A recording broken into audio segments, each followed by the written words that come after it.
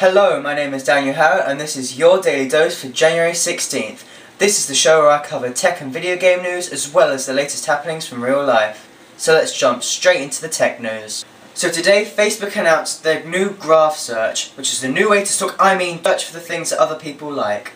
You can type in a query such as who lives near me and likes Pixar, and you'll get a list of people with the matching criteria.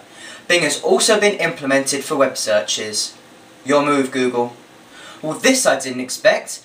MySpace has made a return. The site came out a closed beta today for the general public to get their little cyber mitts on it. And I have to say, Facebook suddenly feels old. If you want to check it out, my profile link is in the description, along with Twitter and the old timer. HMV is going bankrupt. Now, this is a very sad story as this company has been in business for 91 years. Administrators have been called in, and unless a buyer takes over, then 240 stores and as many as 4,350 people will be let go. In a shock turn of events, Blockbuster's also entered administration. The 24-year-old company is the second to enter administration in just 48 hours. It is unknown just how many jobs are at stake. So let's talk about games. Nintendo is to unify their console and handheld division that will turn heads, which has been confirmed by Nintendo.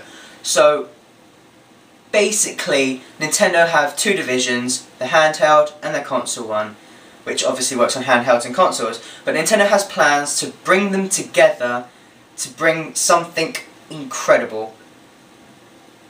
We don't know what it's going to be. Sony teases an announcement for or before E3. The PlayStation brand was also mentioned. Could this be the long-awaited PlayStation 4 or Orbis? Disney to release Disney Infinity in June. It challenges Skylanders for toy-based game supremacy. The first toys will be from Pirates of the Caribbean, The Incredibles and Monsters University. However, more characters such as Jack Skellington from the amazing film Nightmare Before Christmas was seen in the trailer. The game will also use power discs, which are physical items that are used to unlock items and customization. The Metal Gear Rising Revengeance demo lands on January 22nd on PSN and Xbox Live. Download it and cut some people up. The Ultimate Far Cry compilation and Ultimate Splinter Cell have been spotted on the UK retailer Games website. Far Cry has been listed for the Xbox 360, PlayStation 3 and PC, while Splinter Cell has only been listed for the PC. The listing provides no other details aside from a to-be-confirmed 2013 launch. Also today, the Dust 5.14 open beta was announced to start on January 22nd. Now, in case you didn't know what Dust 5.14 is, the developer, CCP, which made the incredible, massively multiplayer online game, EVE Online, is making a PS3 exclusive shooter which will tie in with EVE. So, in case you didn't know, EVE is a spaceship combat simulator online with its own economy game, and this shooter, Dust 5.14, is going to implement with that. So it definitely sounds interesting. There's been a huge controversy over the Dead Island Riptide's Collector's Edition in Europe. So the America Rigor Mortis Edition contains a small suitcase, a zombie hula girl, a zombie hand bottle opener and a key, as well as the game with a digital strategy map and downloadable content. However, the European limited edition, called the Zombie Bait Edition, which has the game and DLC and a mutilated zombie torso. Granted, this item fits the Dead Island universe perfectly, but Deep Silver sincerely regrets this choice and are committed to making sure this doesn't happen again. However, this said, no plans have been made to pull or replace the Zombie Bait Edition of Dead Island Riptide. The game launches April 26th. Double Fine's The Cave has a launch date for January 22nd. The The cave puts 3 player-chosen parties into a strange, animate cave that talks to you as you explore it. Sega also confirmed the pricing for the game. It will be available for $15, €13 or £10 depending on where you live, on PlayStation Network, Wii U's eShop, on PC for the Mac, Linux and Windows through Steam. Xbox Live pricing is set at 1200 Microsoft points. Injustice: Gods Among Us lands April 16th.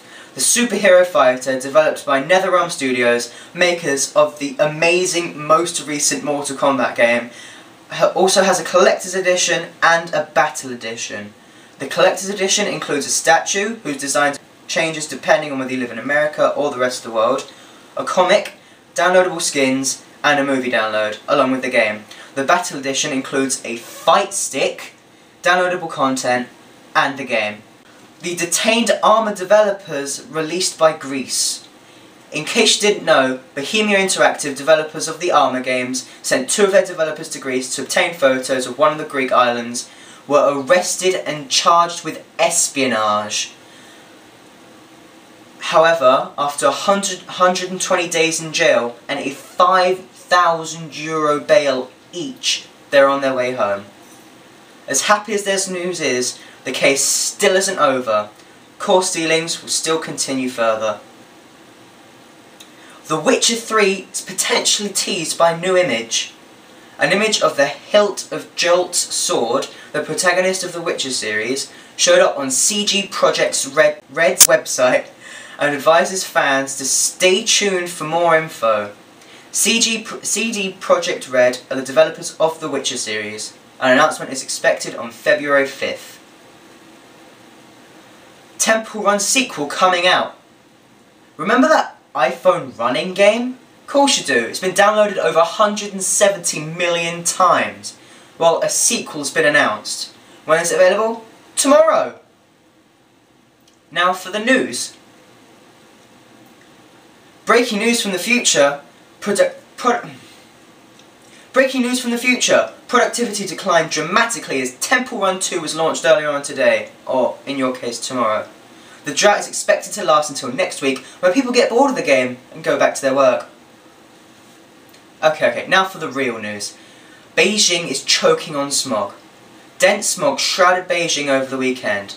The smog is not only bad for health, containing airborne soot, also known as black carbon, but may also have a more potent effect on climate change.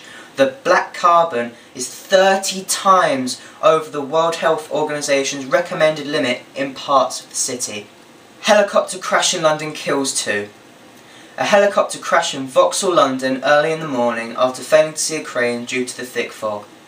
So far there have been 11 casualties, 2 dead, 1 critically ill, and the rest less seriously injured, says Metropolitan Police. The London Ambulance Services now say that they've treated 13 patients so far, 2 more than confirmed by the Metropolitan Police. My thoughts go out to everyone and their families that were involved in this disaster. So that concludes today's first episode of The Daily Dose. If you enjoyed this show, please click the like button below and please subscribe, as it does help out. And until next time, see ya.